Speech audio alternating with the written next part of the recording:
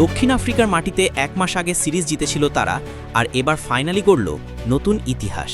আজিজুল হাকিম তামিমের নেতৃত্বে বাংলাদেশ অনূর্ধ্ব-19 দল ৩৩ রানের দাপুটে জয় হারিয়ে দিল প্রোটিয়া যুবাদের। রিজান হোসেনের ব্যাটিং ঝলক আর বোলারদের শৃঙ্খল পারফরম্যান্সে উঠল চ্যাম্পিয়নের মুকুট।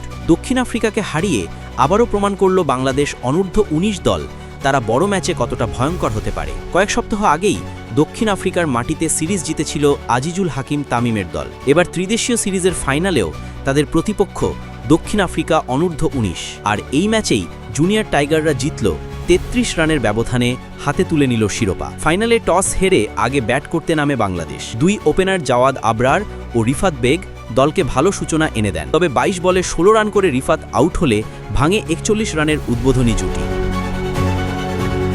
বেশিক্ষণ টিকতে পারেননি জাওয়াদও, ২১ রানের মাথায় ফিরে যান তিনি। ৩ নম্বরে নেমে অধিনায়ক আজিজুল হাকিম তামিম ২৮ বল খেলে মাত্র ৭ রান করে আউট হন। এতে কিছুটা চাপেই পড়ে যায় বাংলাদেশ। ২৪ রানের ব্যবধানে ৩ উইকেট হারানোয় দর্শকদের মনেও দুশ্চিন্তা দেখা দেয়, কিন্তু এখানেই ম্যাচের মোড় ঘুরিয়ে দেন রিজান হোসেন ও কালাম সিদ্দিকী। চতুর্থ উইকেটে এই দুজন যোগ করেন ১১৭ রানের দুর্দান্ত জুটি। কালাম ৬৫ রানের ঝলমলে ইনিংস খেলে ফিরে যান, কিন্তু রিজান ছিলেন অসাধারণ ফর্মে। ৯৫ রানের ইনিংস খেলে রানআউটে কাটা পড়ে অল্পের জন্য সেঞ্চুরি হাতছাড়া করেন তিনি। শেষ পর্যন্ত বাংলাদেশ ৫০ ওভারে ৫ উইকেটে তোলে ২৬৯ রান, যা ফাইনালের জন্য যথেষ্ট চ্যালেঞ্জিং স্কোর। জয়ের জন্য দক্ষিণ আফ্রিকার লক্ষ্য দাঁড়ায় ২৭০ রান। শুরুটা ছিল দুর্দান্ত, ৫৯ রানের উদ্বোধনী জুটি গড়ে দেয় তারা, তবে ৩১ বলে ৪০ রান করা আদনাল লেদেদিন আউট হওয়ার পরপরই ভেঙে পড়ে ব্যাটিং লাইন আপ। দ্বিতীয় ওপেনার জুরিক ফান শালোবিকো ফেরেন ২২ বলে ১৯ রান করে। প্রোটিয়াদের আশা তখন টিকিয়ে রেখেছিলেন মোহাম্মদ বুলবুলিয়া ও জেসন রয়েলস।